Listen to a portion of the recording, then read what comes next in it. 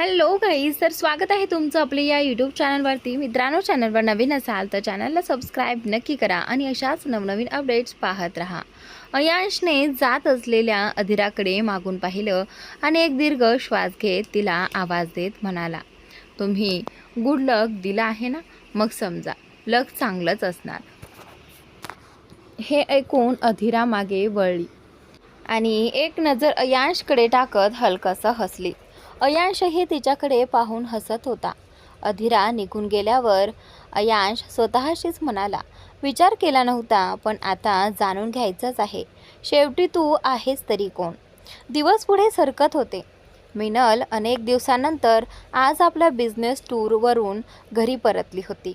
अंशपासून वेगळी राहत असताना मिनलने आपला पूर्ण वेळ आणि लक्ष आपल्या डिझायनिंग बिझनेसमध्ये दिलं होतं. निसंशयपणे आज ती एक अतिशय यशस्वी बिझनेस वुमन बनली होती. पण या नव्या वाटेवर चालताना ती मागे बरंच काही सोडून आली होती. याची जाणीव कदाचित तिला आता हळूहळू होत होती. त्यापैकी एक आणि सर्वात महत्त्वाची गोष्ट म्हणजे आर्थिकचं संगोपन. दुसरीकडे जियाच्या येण्यामुळे अर्कचे दिवस चांगले जात होते. पण जोपर्यंत त्याला शिमल्याहून नूरचा फोन आला नव्हता. 2 दिवसांनी अर्क आपल्या ऑफिसच्या केबिनमध्ये बसून कामात व्यस्त होता. तेवढ्यात त्याला एका अनोळखी नंबरवरून फोन आला.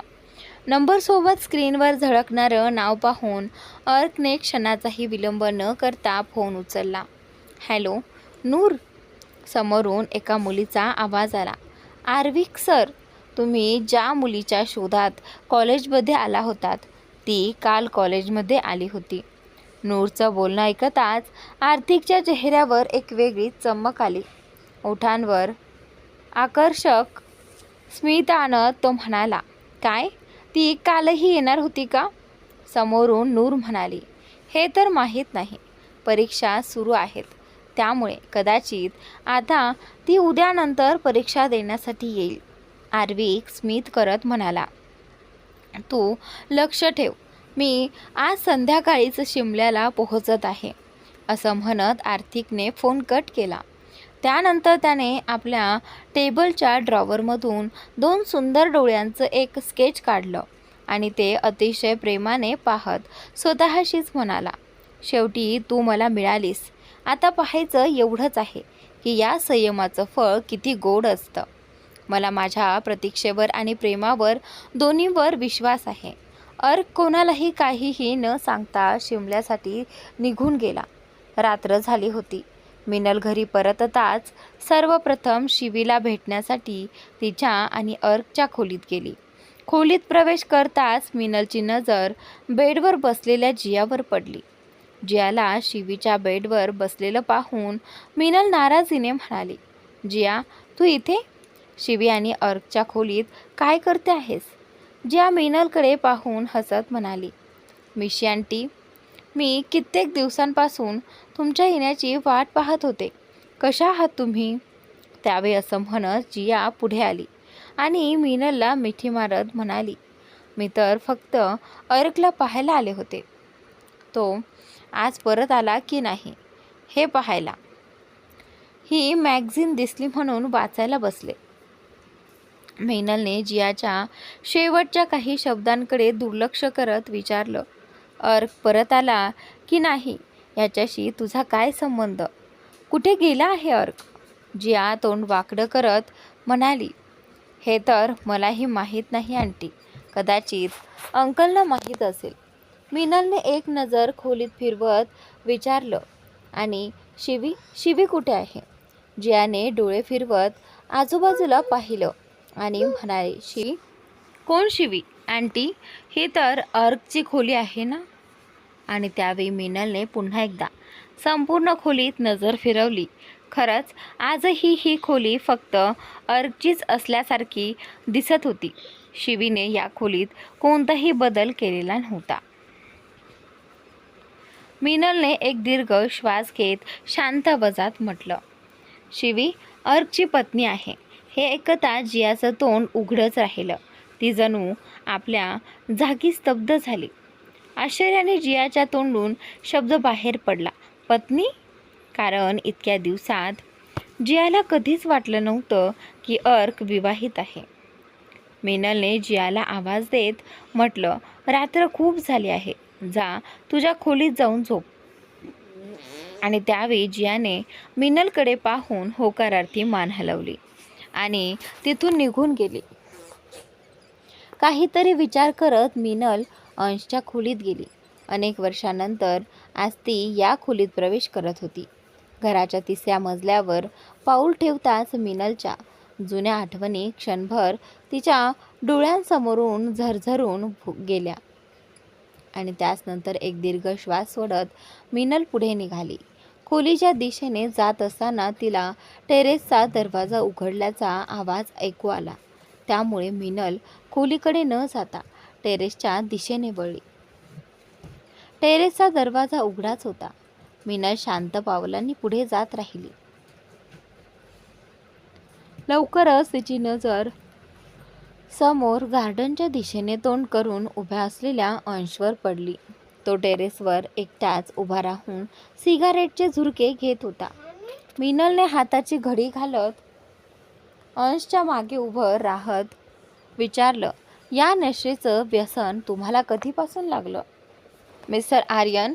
मिनलचा आवाज ऐकताच अंशने हातातली सिगारेट पटकन खाली टाकली आणि पायाखाली चिरडत म्हणाला, तू इथे कधी आलीस? मिनल त्याच्या पायाकडे पाहत म्हणाली, जेव्हा तुम्ही तुमच्या नशेत हरवलेले होता तेव्हा. हे ऐकून अंश हलकसं हसत म्हणाला, आता काय करू? तुझ्या नशेने साथ सोडली म्हणून विचार केला, कृत्रिम नशेनेच काम भागवून घेऊ. मिनलही अंशसारखंच हलकसं हसत म्हणाली, तुमच्याशी बोलताना आजही तितकंच कठीण वाटतं. अंशच्या ओठांवर हलकसं स्मित होतं, पण चेहऱ्यावर पश्चाताप स्पष्ट दिसत होता. तो म्हणाला, आयुष्य हरल्यानंतर शब्दांच्या खेळात जिंकलो तरी काय मिळणार आहे? हे ऐकून मिनल पुढे काहीच बोलली नाही.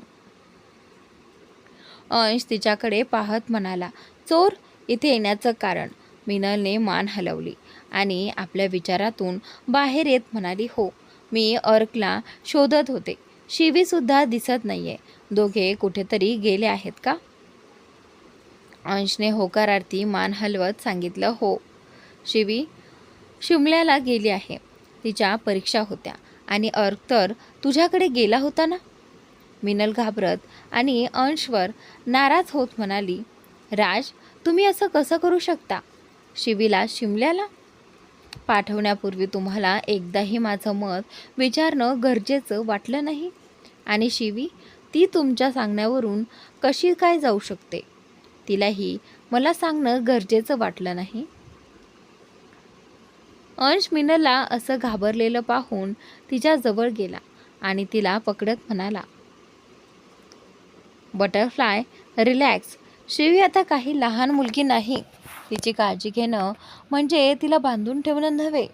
मिनलने अंशचा हात झटकत संतापाने म्हटलं, राज, ती फक्त 20 वर्षाची आहे आणि तुम्हाला तिच्याबद्दल काय माहिती आहे?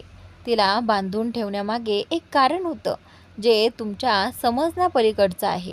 जा आणि तुमच्या मुलाला शोधा, कारण तो माझ्याकडे तर अजिबात आलेला नाही. नाहीतर मुलीकडून तर आपण हात धुवून बसलोच आहोत. आता मुलाकडूनही हात धुवून बसू. रागात बोलताना मिनलचा श्वास जोरात चालू झाला होता. ती अंशकडे रागाने पाहत तिथून निघून गेली. मिनल तिथून निघून गेली होती, पण तिने सांगितलेल्या प्रत्येक शब्दाने पुन्हा एकदा अंशच्या हृदयावर खंजिरासारखा वार केला होता. अंशने डोळे मिटले आणि काही खोल श्वास घेत स्वतःला शांत करण्याचा प्रयत्न केला. स्वतःला शांत केल्यानंतर त्याने खिशातून फोन काढला आणि कोणाला तरी फोन करत म्हणाला, 10 मिनिटात शोधून काढ, अर्क कुठे आहे? Yes sir. समोरून एवढाच आवाज आला आणि त्यानंतर व्ही. इकडे हॉलमध्ये उभी असलेली मिनल एका सर्व्हंटला आपली पॅक केलेली बॅग पुन्हा कारमध्ये ठेवायला सांगत म्हणाली, ड्रायव्हरला सांगा मला पुन्हा एअरपोर्टवर सोडायला, असं म्हणत मिनलने आपल्या असिस्टंटला फोन केला आणि म्हणाली, शिमल्याची फ्लाईट शोध, मला आत्ता शिमल्याला निघायचं आहे.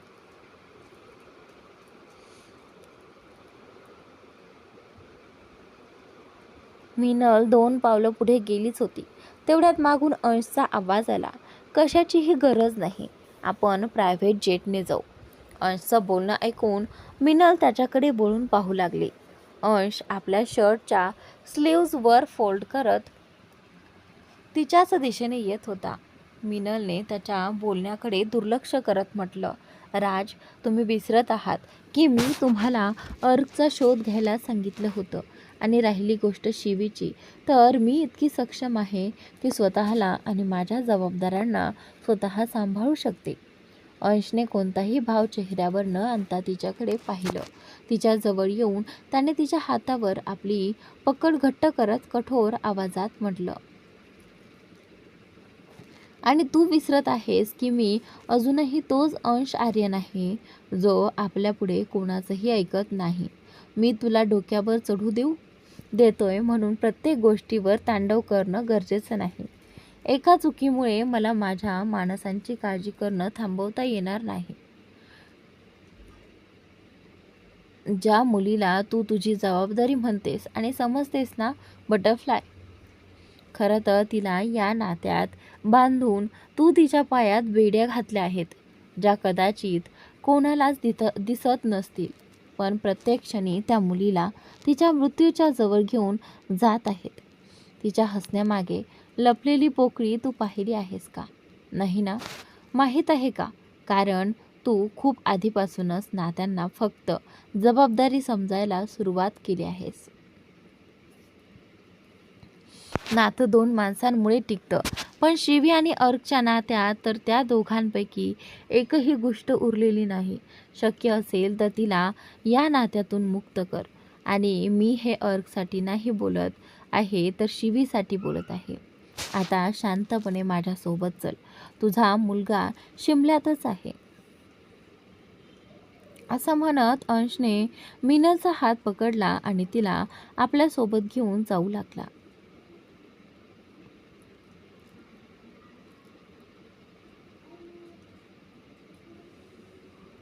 मिनल अगदी शांत होती. आज अनेक वर्षानंतर तिला जुना अंश दिसला होता. तो रुबाब, तोच ॲटिट्यूड आणि तोच गर्व. आज अनेक वर्षानंतर मिनल अंशच्या डोळ्यात आणि त्याच्या बोलण्यात ते सगळं पुन्हा अनुभवत होती.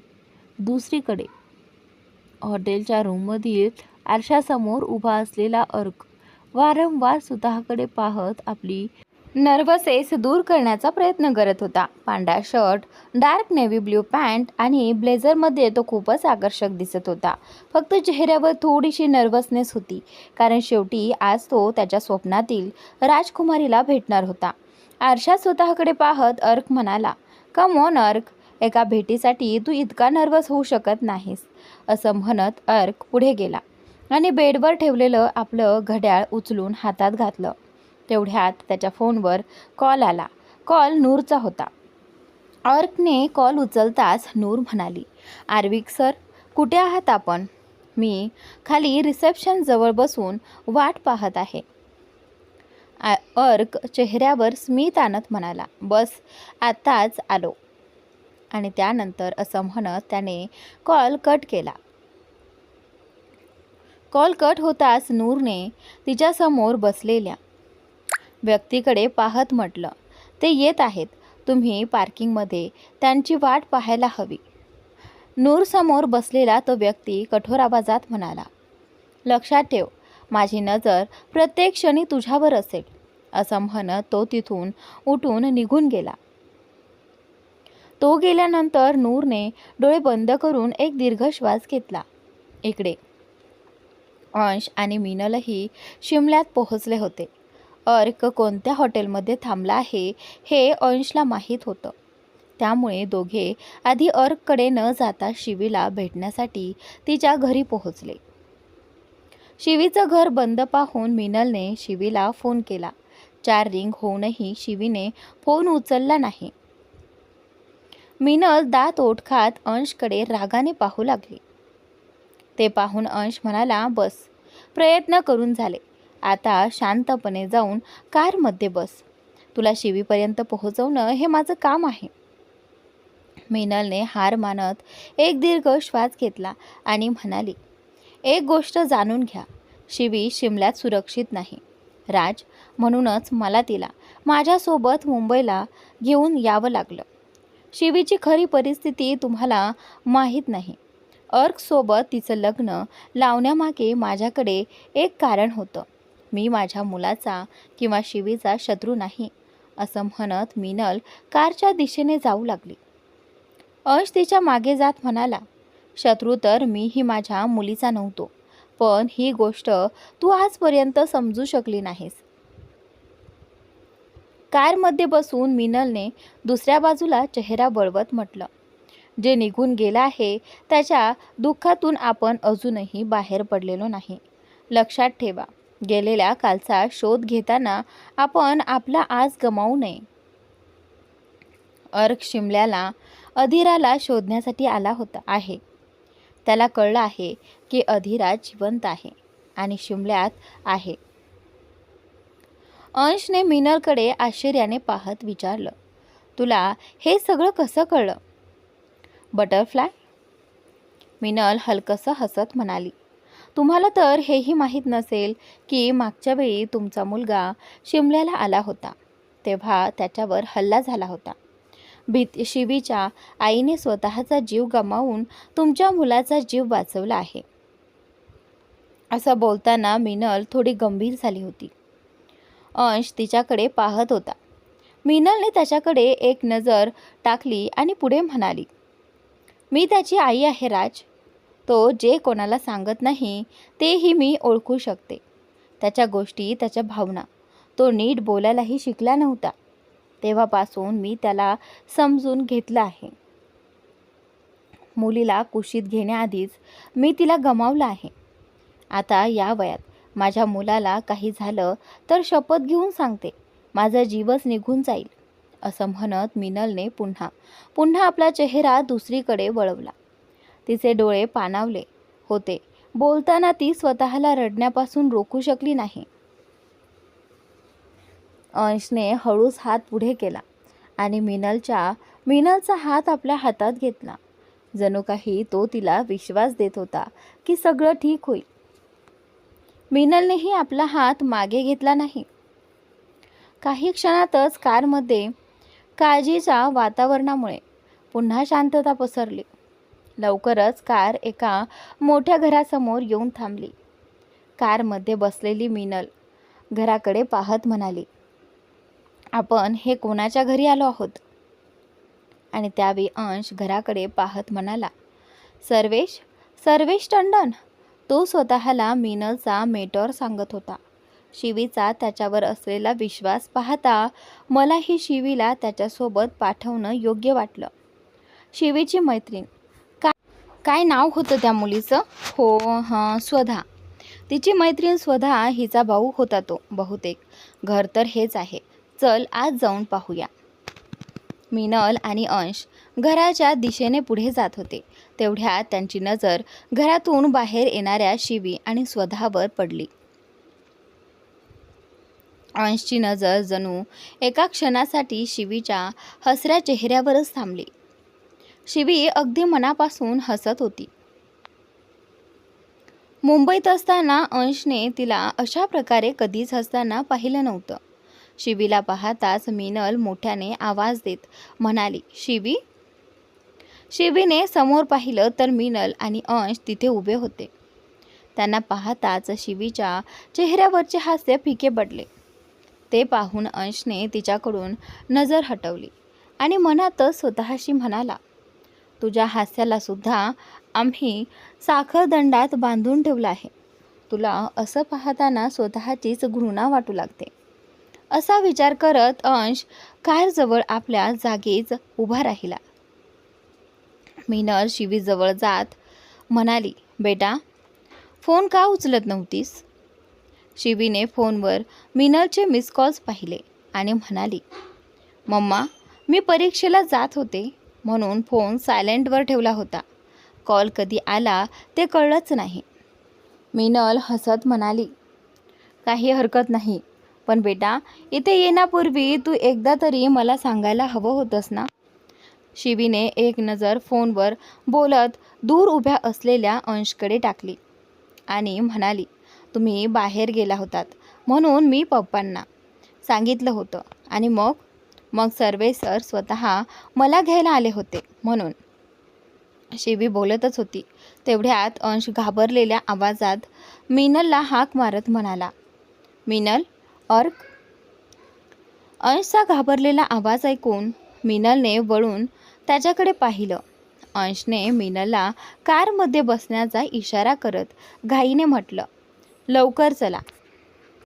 मिनल घाबरत कारच्या दिशेने जात म्हणाली, राज, काय झालं मला सांगा ना. अर्कला काय झालं. त्यावेळी शिवीसुद्धा वेगाने पावलं टाकत मिनलच्या मागे धावली. दोघी कारजवळ पोहोचताच अंश म्हणाला, अर्क हॉस्पिटलमध्ये आहे, त्याला गोळी लागली आहे.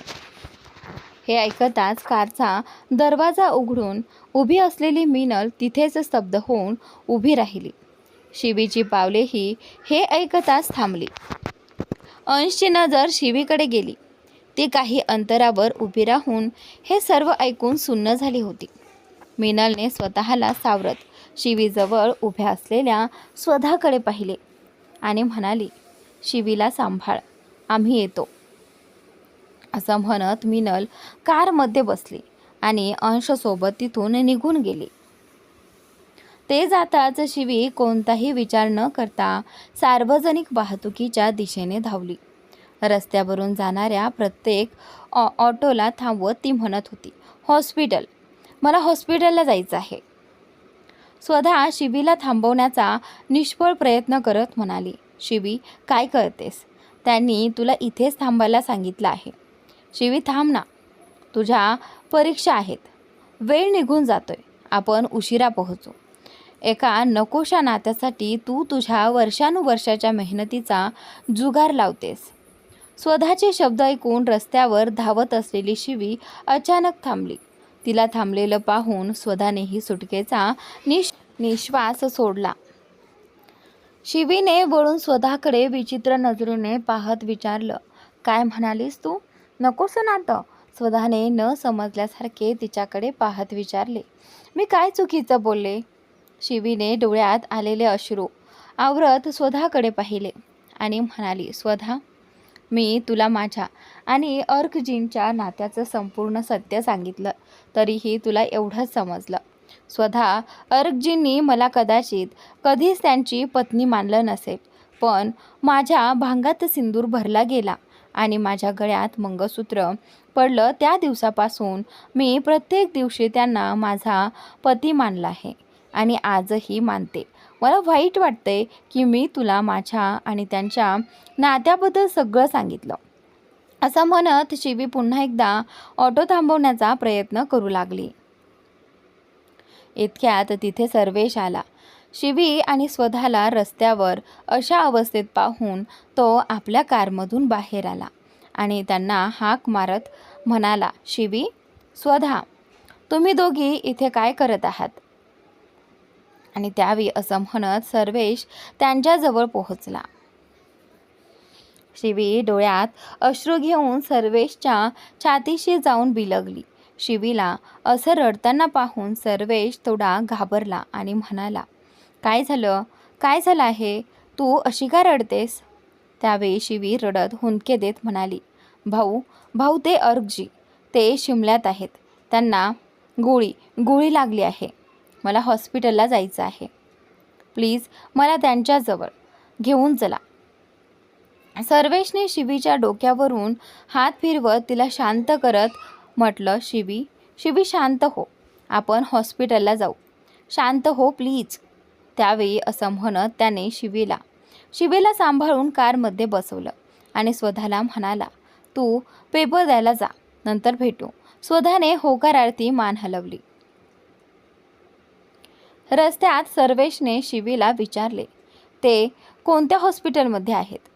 त्यावेळी हे ऐकताच शिवी संभ्रमात पडली कारण अर्क कोणत्या हॉस्पिटलमध्ये आहे हे तिलाच माहीत नव्हतं. सर्वेशला समजलं की शिवीला याबद्दल काहीच माहिती नाही आहे. त्याने शिवीला आपला फोन देत म्हटलं, मिस्टर आर्यनना कॉल कर. शिवीने थरथरत्या हातांनी अंशला कॉल केला. अंशने शिवीचा कॉल उचलताच म्हटले, बेटा सगळं ठीक आहे, तू काळजी करू नकोस, आम्ही सगळे इथे आहोत. अंशचा आवाज ऐकून सर्वेश म्हणाला, कोणत्या हॉस्पिटलमध्ये आहेत एवढंच सांगा, शिवी माझ्यासोबत आहे, तिची काळजी करण्याची गरज नाही. अंशने पुढे काहीही न बोलता सर्वेशला हॉस्पिटलचं नाव सांगितलं. लवकरच सर्वेश शिवीला सोबत घेऊन हॉस्पिटलमध्ये पोहोचला. शिवीने हॉस्पिटलच्या रिसेप्शनवर अर्कबद्दल विचारलं आणि सर्वेशची वाट न पाहता आतल्या दिशेने धावत गेली. काही वेळातच शिवी ICUच्या बाहेर पोहोचली. तिथे मीनल आणि अंश आधीपासून बसले होते. शिवी हळूहळू ICUच्या दिशेने पुढे जाऊ लागली. शिवीची अवस्था पाहूनही मीनलने तिला थांबवत म्हटलं, तू परीक्षा द्यायला का गेली नाहीस? शिवीने मीनलकडे आश्चर्याने पाहत म्हटले, मम्मा मी परीक्षा द्यायला कशी जाऊ शकले असते? मीनलने कोणताही भाव न दाखवता कठोरपणे विचारले, का परीक्षा द्यायला का नाही जाऊ शकत? मग ती शिवीजवळ आली. तिचा हात पकडत म्हणाली, शिवी, ज्याच्यासाठी तू इथे सगळं काही सोडून आली आहेस तो तुला काहीच समजत नाही, काहीही नाही. स्वतःच्या बोलण्यामुळे आधीच खचलेली शिवी आता मीनलचे शब्द ऐकून पूर्णपणे तुटू लागली. शिवी जवळजवळ रडतच म्हणाली, तुम्ही सगळे असे का बोलत आहात?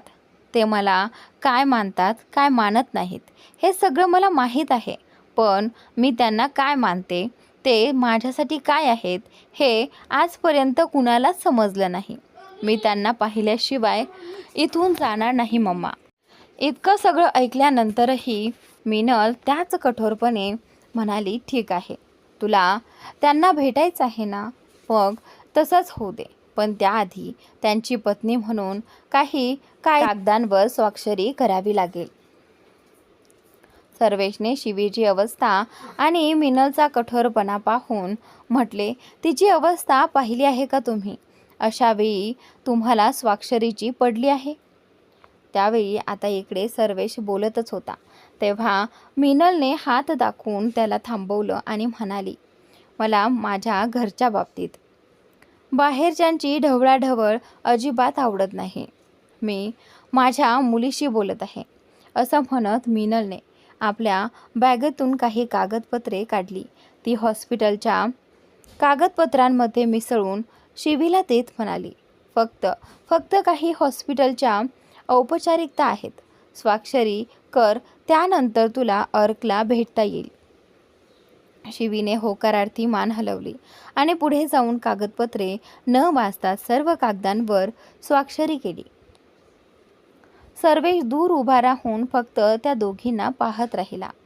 स्वाक्षरा होताच मीनलने शिवीच्या हातातून जवळजवळ कागदपत्रे हिसकावून घेत म्हणाली, बस झालं, एवढंच पुरेसं आहे.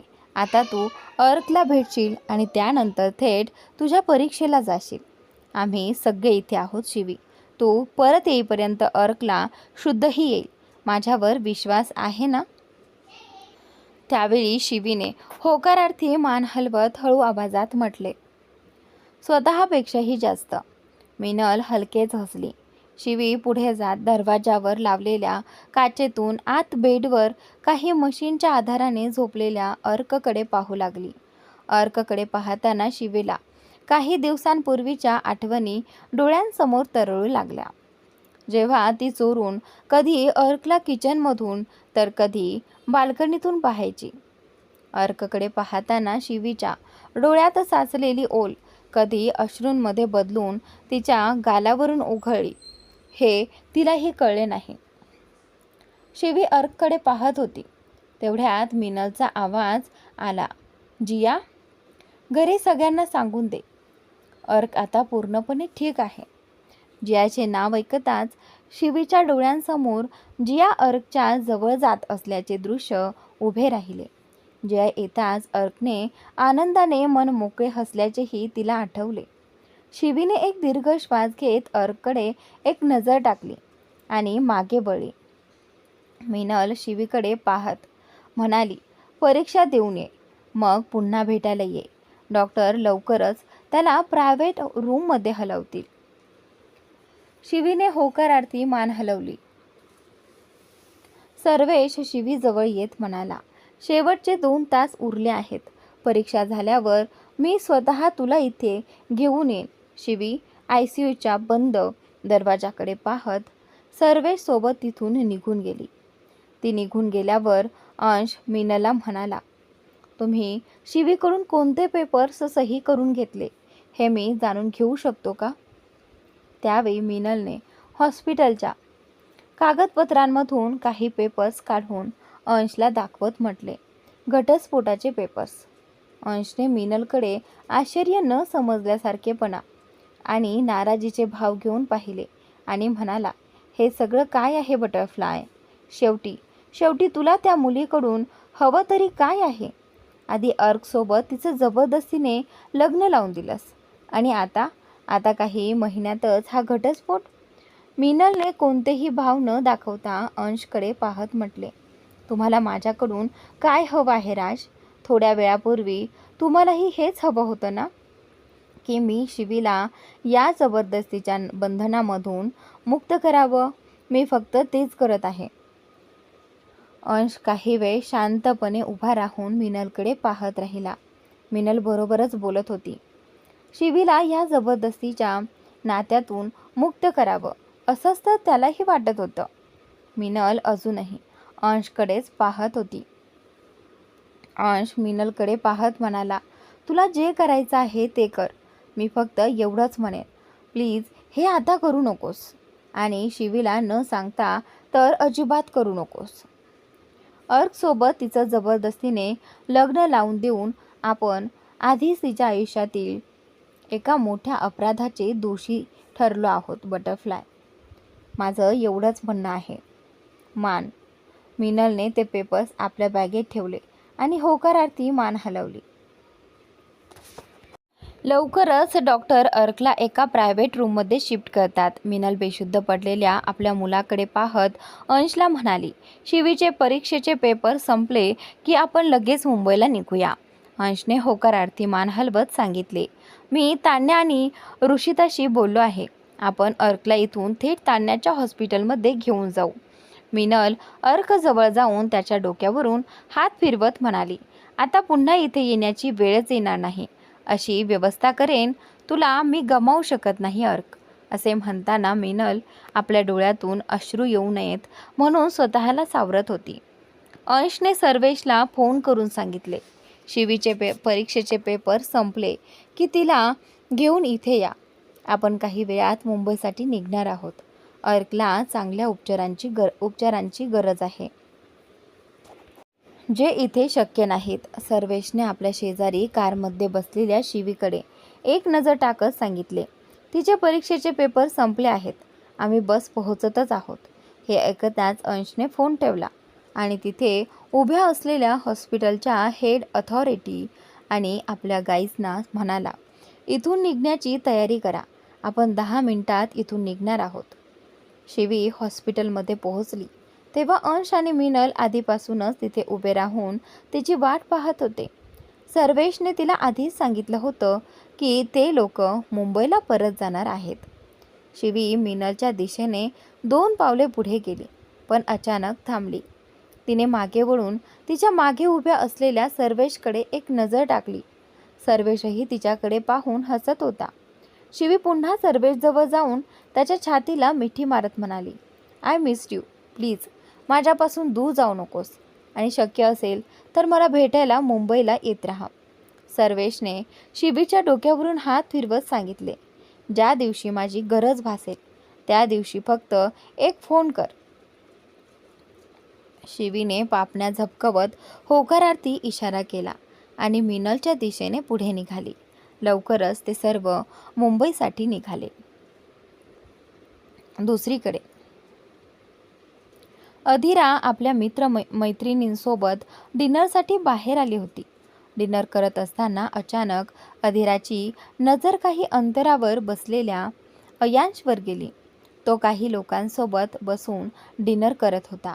अयांशसोबत बसलेले लोक दिसायला बरेच हाय प्रोफाईल वाटत होते. अधीराची नजर नको असतानाही वारंवार अयांशकडे जात होती. अधीराने डोळे बंद करून स्वतःशीच म्हटले, मी काय करते, त्याच्याकडे का पाहते? माझी ही हालचाल त्याच्या लक्षात आली तर माझ्याबद्दल काय विचार करेल, काही सांगता येत नाही. असे विचार करत अधीराने पुन्हा स्वतःला मित्रमैत्रिणींमध्ये व्यस्त करून घेतले. लवकरच सर्वांनी डिनर संपवले. डिनरनंतर हळूहळू अधीराचे सर्व मित्रमैत्रिणी तिथून निघून गेले. सगळे गेल्यानंतर अधीराच्या चेहऱ्यावरचे हास्य नाहीसे झाले. तिने बॅग उचलली आणि तिथून निघू लागली. जाताना न जाणे तिच्या मनात काय आले. तिने शेवटच्या वेळी अयांशच्या टेबलकडे पाहिले, मात्र ते टेबल रिकामे होते. अधीरा अयांशचा विचार करत तिथून निघून गेली. अधीराचे घर जवळच होते, त्यामुळे ती रस्त्याच्या कडेला चालत घराच्या दिशेने निघाली. काही अंतर पुढे गेल्यावर तिच्या कानावर एक ओळखीचा आवाज पडला. खोटं बोलणं चांगली गोष्ट नाही, मिस अधीरा कपूर. आवाज ऐकताच न जाणे का अधीराच्या उदास चेहऱ्यावर हलकेसे हास्य उमलले. अधीराने पटकन मागे वळून पाहिले. काही अंतरावर अयांश उभा होता. त्याला पाहताच अधीराने आपले हास्य लपवले आणि चेहरा वाकडा करत म्हणाली, खोटं बोलण्यासाठी कारण आणि ओळख दोन्हीची गरज असते. माझ्याकडे यापैकी काहीच नाही. मग तुम्हाला असं का वाटलं की मी तुमच्याशी खोटं बोलले? मला तर हेही आठवत नाही की मी तुमच्याशी नेमकं काय बोलले होते. अयांश हळूहळू चालत अधीराजवळ पोहोचला आणि म्हणाला, तुम्ही मला ओळखलं? माझ्यासाठी एवढंच पुरेसं आहे. बाकी मी इतका चार्मिंग आहेच की ओळख आपोआप होते. अधीराने भुवया उंचावत अयांशच्या आजूबाजूला पाहिलं आणि म्हणाली, अजूनपर्यंत तुम्ही कुत्रा पाळला नाही वाटते. त्यावेळी हे ऐकून अयांश तिला न समजल्यासारखे पाहत म्हणाला, कुत्रा का? आणि त्याच नंतर अधीरा गंभीर चेहरा करत म्हणाली, मिस्टर. अधीराला अजूनही अयांशचे नाव माहीत नव्हते, त्यामुळे ती क्षणभर थांबली आणि पुढे म्हणाली, व्हॉटेवर, तुम्ही जे कोणी असाल ते, कुत्रा पाळा, पण एवढा मोठा गैरसमज बाळगू नका. चार्मिंग माय फूट. असे म्हणत अधीराने वाऱ्यामुळे उडणारे आपले केस नीट केले आणि पुन्हा घराच्या दिशेने चालू लागली. अयांश हसत तिच्या मागे मागे चालत म्हणाला. अयांशच्या बोलण्यावर अधीरा थांबली. अयांशकडे न पाहताच ती म्हणाली, तुम्ही म्हणालात ना, तुमची ओळख कळल्यानंतर कोणी तुमच्याशी बोलणंसुद्धा पसंत करत नाही. मग एवढे सारे मित्र? त्यावेळी अधीरा काही क्षण शांत राहिली आणि पुढे म्हणाली, मित्र नाहीत, ते फक्त फायद्यासाठी माझ्यासोबत आहेत. माझ्यासोबत जितके लोक आहेत त्या प्रत्येकाला माझी काही ना काही गरज आहे. कोणाला प्रवेश घ्यायचा असतो, कोणाला सेमिस्टरमध्ये बँककडून अडचण टाळायची असते, तर कोणाला शिष्यवृत्ती हवी असते आणि न जाणो अजून कितीतरी गोष्टी. ती क्षणभर थांबली आणि अयांशकडे पाहत म्हणाली, पण ही चार्मिंग पर्सनॅलिटी माझ्यावर नजर ठेवते, हे थोडं विचित्र नाही का? अयांश अधीराच्या थोडा जवळ येत म्हणाला, नजर तर तुमची माझ्यावर होती, आम्ही तर फक्त तुमच्या नजरेला नजर मिळवली आहे. त्यावेळी अयांशला इतक्या जवळ येताना पाहून अधीराची धडधड वाढली. तिने स्वतःला सावरत एक पाऊल मागे घेतले आणि म्हणाली, माझे डॅड म्हणतात, कुठेही जाताना तिथपर्यंतच जा जिथून परत येणं सोपं असेल. मग ते कोणाच्या जवळ जाणं असो किंवा एखाद्या ठिकाणी जाणं असो. असं म्हणत अधीरा पुन्हा पुढे निघून गेली. अयांशने तिच्या पाठमोऱ्या आकृतीकडे पाहत म्हटलं, गुड लक. देण्यापूर्वीच याचा विचार करायला हवा होता. पण आता तुमच्याशी बोलणं आवडायला लागलं आहे. ओळखीची गरज नाही, तुमचं व्यक्तिमत्वच पुरेसं आहे. अयशच्या या बोलण्याने आता अधीराला भीती वाटू लागली होती. अधीरा आजूबाजूला पाहत चेहऱ्यावर कठोर भाव आणून म्हणाली, तुमच्या भल्याचा विचार करत असाल तर माझ्यापासून दूर राहा, इथून निघून जा. हे ऐकून अयांश काही न समजल्यासारखा तिच्याकडे पाहत एक पाऊल पुढे आला. ते पाहून अधीराने 2 पावलं मागे घेत म्हणाली, मी म्हणाले ना, दूर राहा, इथून जा. असं म्हणत अधीरा वळून निघून जाऊ लागली. अयांशनेही तिला जास्त त्रास न देता दुसऱ्या दिशेने जाण्यास सुरुवात केली. अधीरा काही अंतरावर गेली होती. तेवढ्यात तिला अयांशच्या ओरडण्याचा आवाज आला. तिने मागे वळून पाहिलं तर अयांश गुडघ्यावर बसून आपल्या हाताला पकडून बसला होता. अधीरा धावत त्याच्याजवळ गेली आणि म्हणाली, हे काय झालं, कसं झालं? अयांश त्यांच्यापासून दूर जात असलेल्या कारकडे पाहत म्हणाला, त्या कारने धडक दिली. हे ऐकताच क्षणभर अधीराच्या चेहऱ्याचा रंग उडाला. अयांश वेदनेने चेहरा वाकवत म्हणाला, बहुतेक तो ड्रिंक करून गाडी चालवत असावा, कारण मी तर रस्त्याच्या कडेला चालत होतो. अधीरा अयांशच्या खांद्यावर हात ठेवत म्हणाली, यात तुमची चूक नाही. चला, मी तुम्हाला हॉस्पिटलमध्ये घेऊन जाते, नाहीतर इन्फेक्शन होऊ शकतं. अयांशने नकारार्थी मान हलवत म्हटलं, त्याची गरज नाही. हा फक्त छोटासा कट आहे. मी डॉक्टरांना ओळखतो, मी स्वतः जाईन. असं म्हणत अयांश पुढे जाऊ लागला. हे पाहून अधीरा रागाने आणि नाराजीने म्हणाली, मी म्हणाले ना, मी तुमच्यासोबत येत आहे. अधीराने मोठ्या हक्काने अयांशचा हात पकडला. अयांशने एक नजर आपल्या हातावर ठेवलेल्या अधीराच्या हाताकडे पाहिली आणि मग तिच्याकडे पाहू लागला. अधीराने डोळ्यांनी इशारा करत विचारलं, काय? चला ना. अयांश काहीच बोलला नाही. त्याने फक्त होकारार्थी मान हलवली आणि पुढे चालू लागला. काही अंतर चालल्यानंतर अधीरा म्हणाली, आणखी किती दूर जायचं आहे? आपण कॅब घेऊया का? अयांशने नकारार्थी मान हलवत म्हटलं, नाही, त्याची गरज नाही. अधीरा पुन्हा अधीर होत म्हणाली, आपण कॉलेजच्या हॉस्टेलमध्ये तर जात नाही आहोत ना? अयांश तिला अस्वस्थ होताना पाहून म्हणाला, रिलॅक्स मिस कपूर, आपलं ठिकाण तुमच्या डोळ्यांसमोरच आहे. असं म्हणत अयांश एका मोठ्या घराच्या बाहेर उभा असलेल्या गार्डकडे पाहून म्हणाला, नित्या मॅम घरी आहेत. गार्डने अयांशकडे पाहून त्याला सलाम केला आणि म्हणाला, जी सर, त्या घरीच आहेत. असं म्हणत त्याने अधीरा आणि अयांशसाठी दरवाजा उघडला.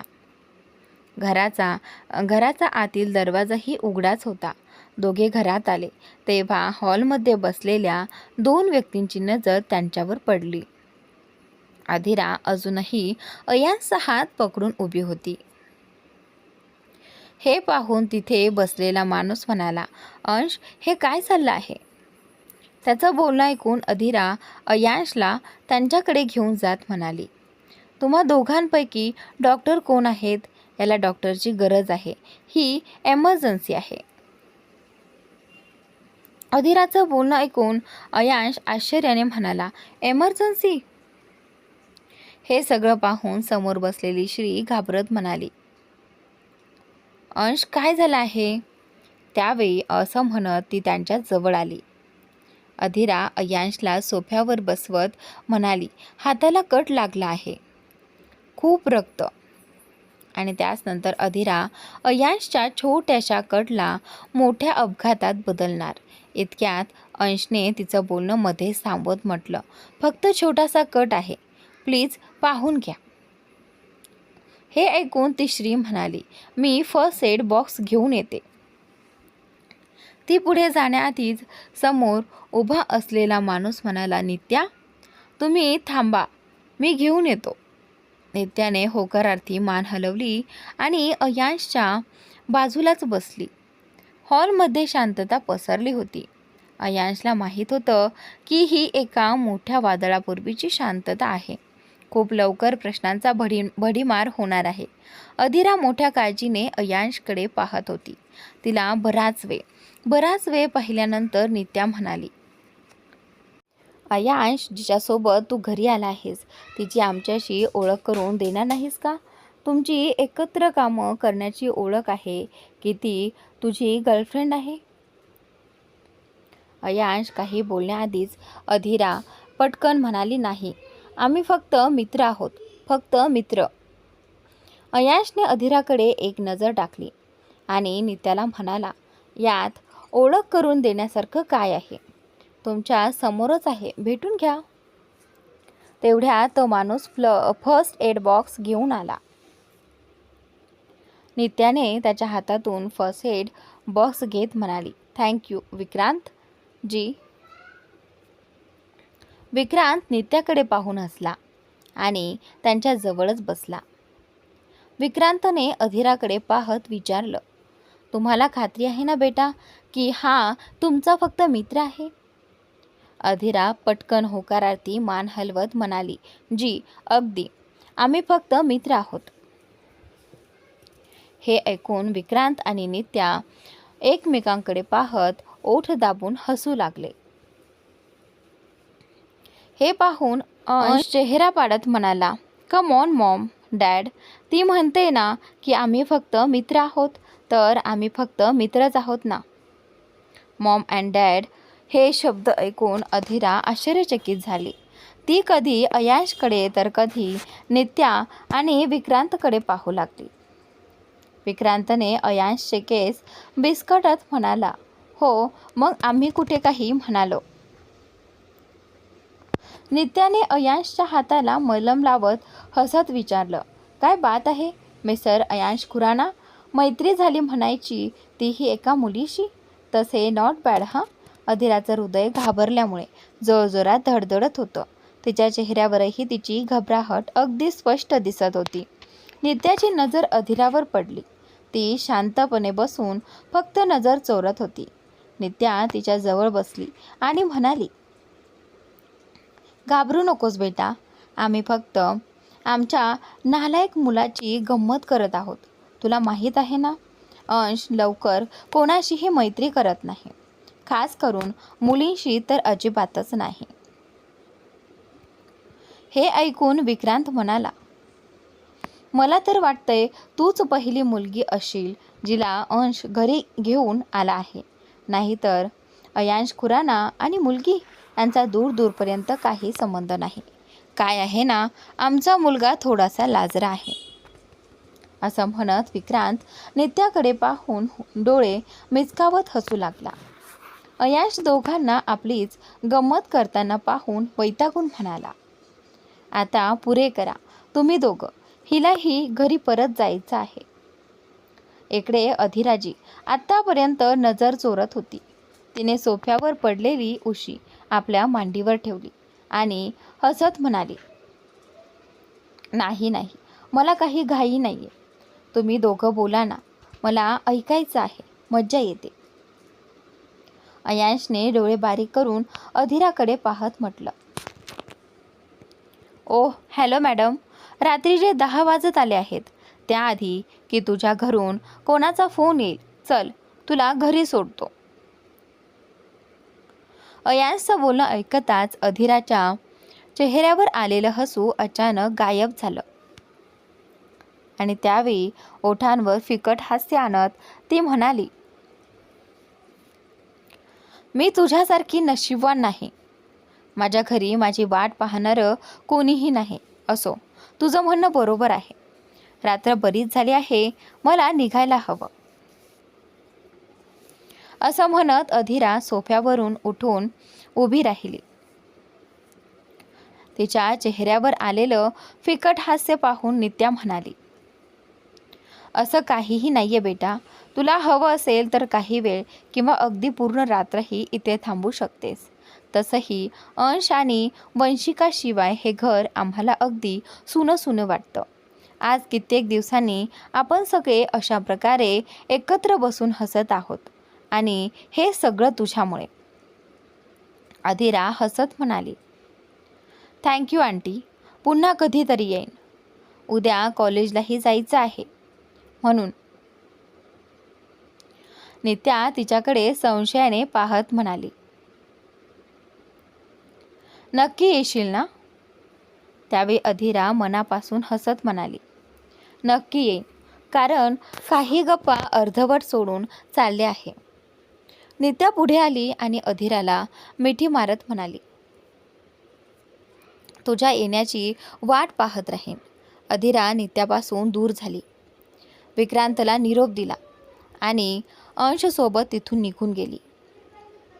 इकडे दुसरीकडे हॉस्पिटलच्या खासगी खोलीत बसलेली शिवी समोर बेडवर झोपलेल्या अर्ककडे एकटक पाहत होती. ऋषिता इंजेक्शन आणायला गेली होती म्हणून तिच्या सांगण्यावरून शिवी काही वेळासाठी तिथे बसली होती.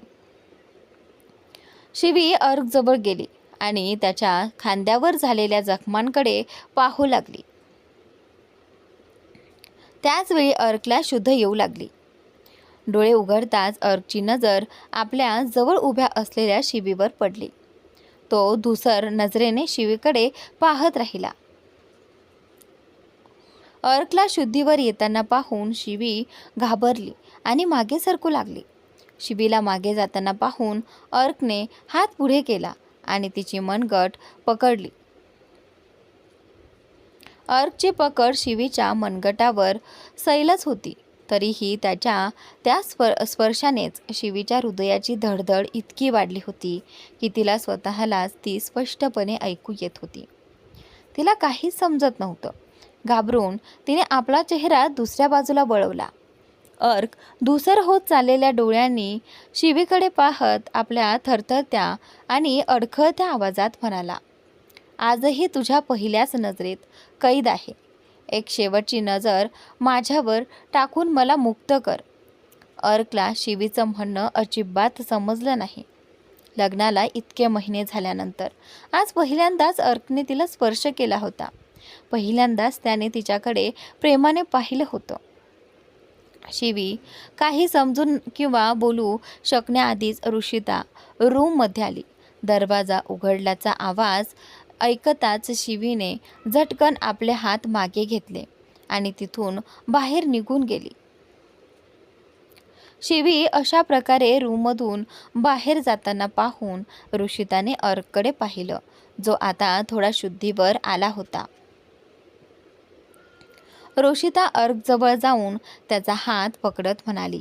भाऊ, तुम्ही ठीक आहात ना? त्यावेळी अर्कने आपल्या समोर उभ्या असलेल्या ऋषिताकडे पाहिलं आणि होकारार्थी मान हलवत म्हणाला. तू शिमल्याला कधी आलीस? ऋषिता स्मित करत म्हणाली. आज संध्याकाळी.